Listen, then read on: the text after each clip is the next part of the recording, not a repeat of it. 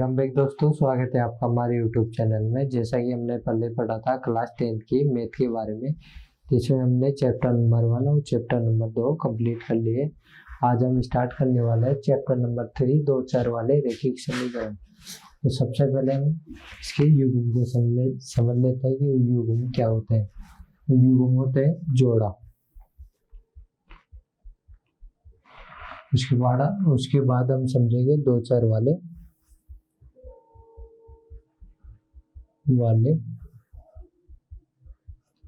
रैखिक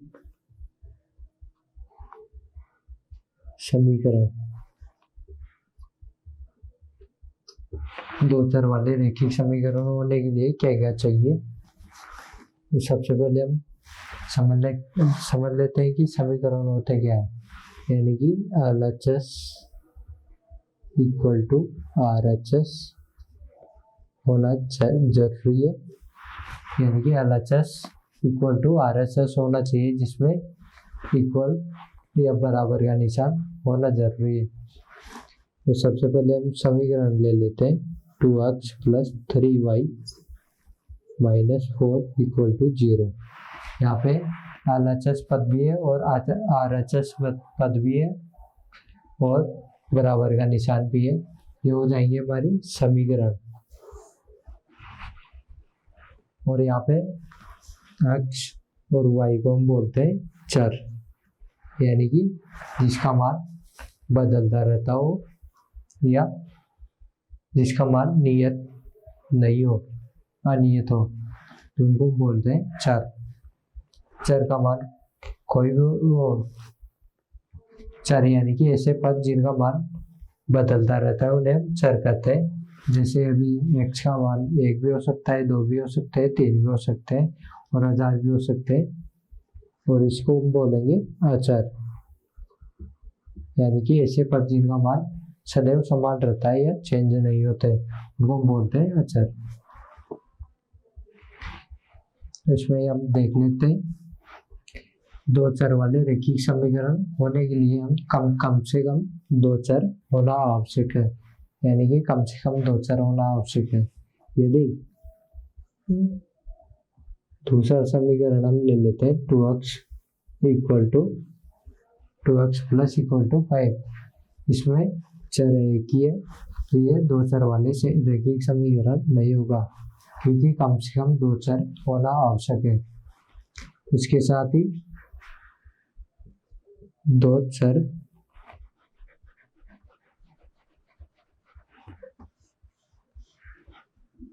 वो समीकरण जिनमें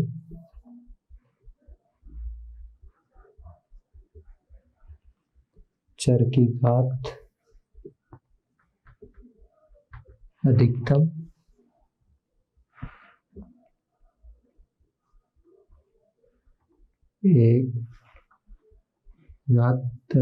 एक होनी चाहिए।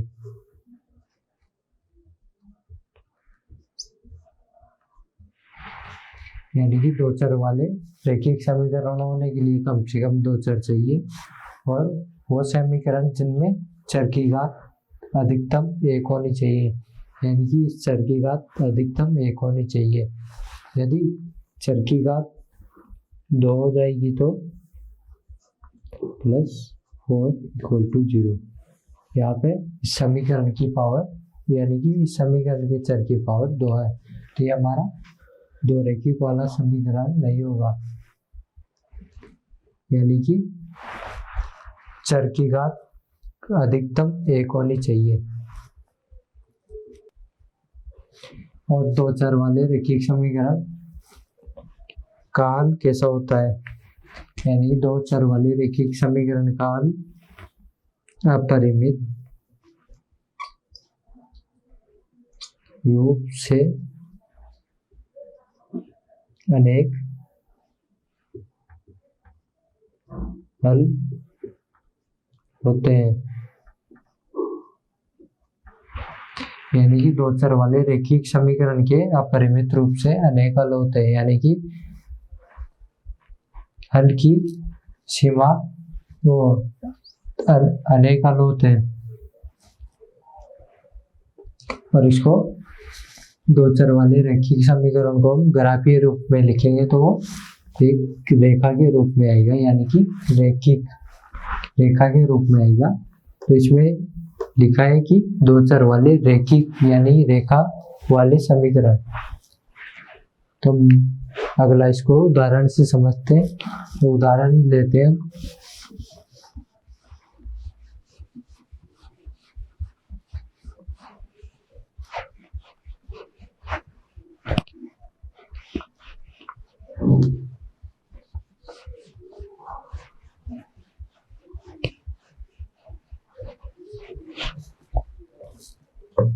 साथ ही यहाँ पे एक चीज और लिख लो, दो चर वाले रैखिक समीकरण का व्यापक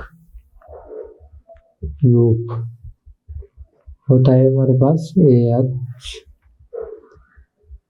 plus by plus c equal to 0। और अब इसके उदाहरण देखते हैं। उदाहरण है हमारे पास x minus y plus 3 equal to 0, यानी कि ये उदाहरण हो गया। अब इसको हम हल करते हैं। तो सबसे पहले हम अक्ष का मान रखेंगे, तो अक्ष का मान हम रख देंगे कुछ भी, जैसे 1 2 3 4 कुछ भी रख सकते हैं। जैसे हमने यहाँ पे ले लिया अक्ष बराबर 0 पर, हम तो अक्ष का मान यहाँ पे 0 रखेंगे, तो 0 minus y plus 3 equal to 0। तो यहाँ से y का मान आ जाएगा y equal to minus y equal to -3 और -3, y का मान आ गया 3। और यदि y बराबर 0 पर हल, यानी कि हम अब y बराबर 0 रखेंगे, y बराबर 0 रखने पर अक्ष -0 प्लस 3 इक्वल टू 0। तो अक्ष बराबर -3, इसके आंसर आए। और दो चर वाले रैखिक समीकरण के हल को हम सदैव जोड़े के रूप में लिखते हैं, यानी कि युग्म के रूप में लिखते हैं।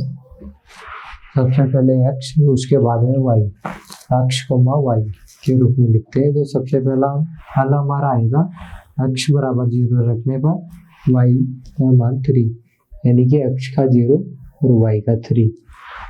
उसके बाद दूसरा मान आया हमारे पास अक्ष बराबर -3, यानी कि y का मान 0 रखने पर अक्ष का मान आया हमारे पास -3 और y बराबर 0। इसको हम ग्राफीय रूप में हल करते हैं। तो सबसे पहले ग्राफ बना लेते हैं। ये हो गया हमारा ग्राफ, ये हो गया इसका 0 बिंदु, इधर हो जाएगी माइनस वाली संख्या यानी कि अक्ष डैश, और इधर प्लस वाली संख्या अक्ष,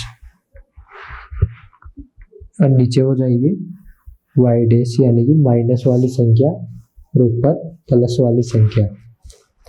तो यहाँ पर अक्ष का मान है 0 और y का मान है 1 2 3 1 2 3 1 2 3 3। तो अक्ष का मान 0 और y का मान है 3। तो पॉइंट यहाँ पर बनेगा एक तो, और दूसरा पॉइंट बनेगा हमारे पास -3 और 0। तो अक्ष पर -3 और y पर 0, यानी कि अक्ष पर तो -3 और y पर 0। इसको हम इन दोनों बिंदुओं को मिलाएंगे तो ये सरल रेखा के रूप में प्राप्त होगी, यानी कि इसका हल सरल रेखा के रूप ग्राफीय विधि में इसका हल हो जाएगा एक सरल रेखा के रूप में। इसके बाद हम पढ़ेंगे दो चर वाले रैखिक समीकरण युग्मों का हल।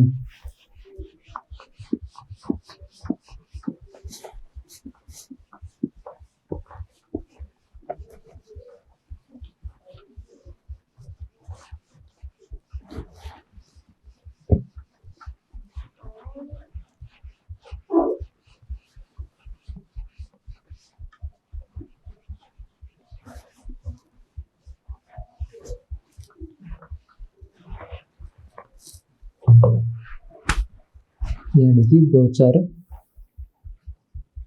वाले रैखिक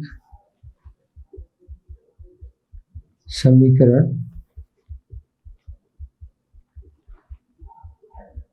युग्मों का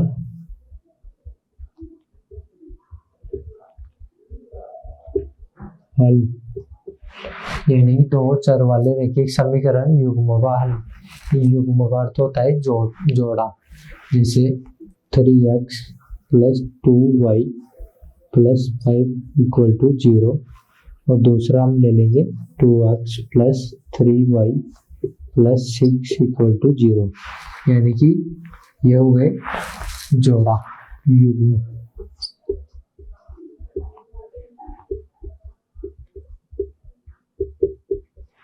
यानी कि दो चर वाले रैखिक समीकरण युग्म। तो हम इनका हल देखेंगे। तो सबसे पहले हमने पढ़ा था कि दो चर वाले रैखिक समीकरण का हल होता है रेखा के रूप में, यानी कि एक रेखा के रूप में होता है। तो इन दोनों की दो रेखा बन जाएगी, यानी कि युग्म की जोड़ेगी, दो अलग अलग रेखा बन जाएगी। युग्म इक्वल टू दो रेखा।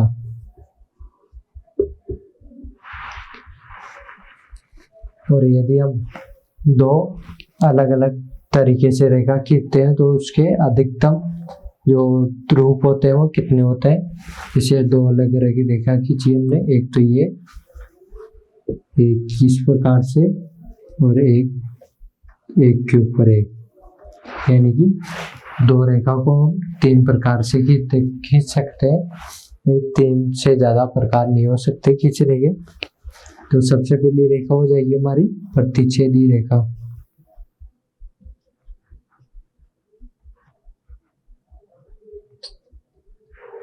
यानी कि इन दोनों का हल प्रतिच्छेदी रेखा के रूप में भी हो सकता है, और ये हुई हमारी समांतर रेखा।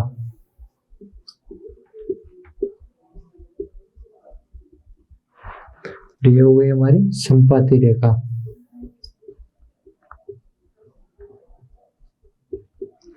यानी कि इन दोनों युग्म का जो रेखा है वो तीन प्रकार से हो सकती है। प्रतिच्छेदी रेखा भी हो सकती है, समांतर रेखा भी हो सकती है, और संपाती रेखा भी हो सकती है। इन तीनों के अलग अलग हल निकलते हैं। तो सबसे पहले इन दोनों के एक नोट पॉइंट लिख लेते हैं, यानी कि महत्वपूर्ण जानकारी।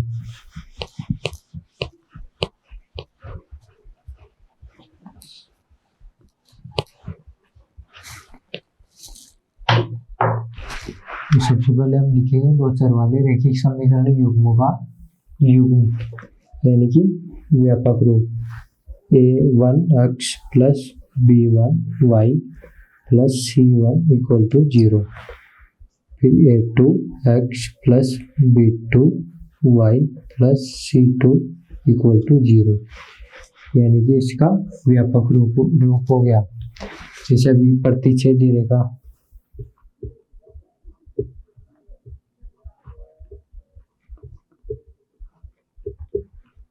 उसके बाद समांतर रेखा, उसके बाद संपाती रेखा।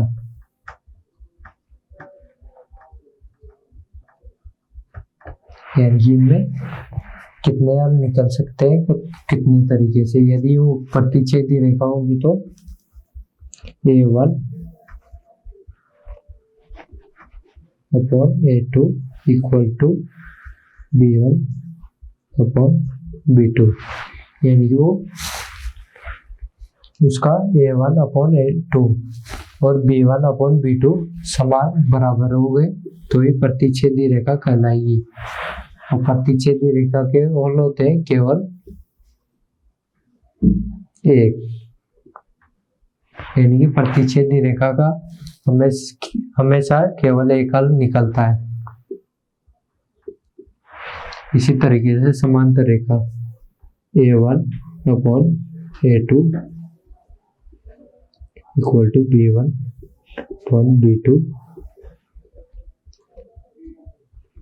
C1 अपॉन C2, यानी कि ये तीनों बराबर रहेंगे।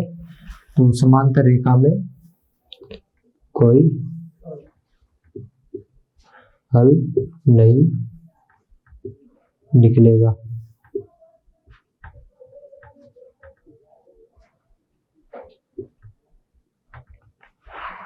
यानी कि समांतर रेखा में कोई हल नहीं निकलेगा।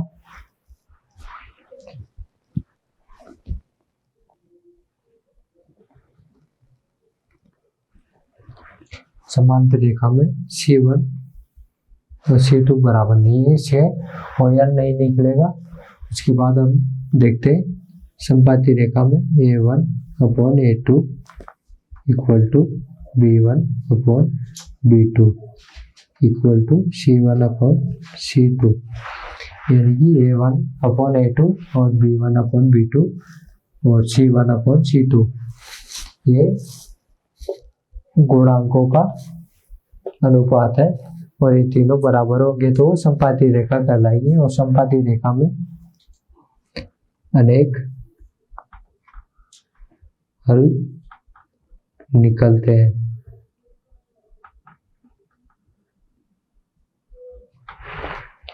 यानी कि प्रतिच्छेदी रेखा में केवल एक हल निकलेगा और समांतर रेखा में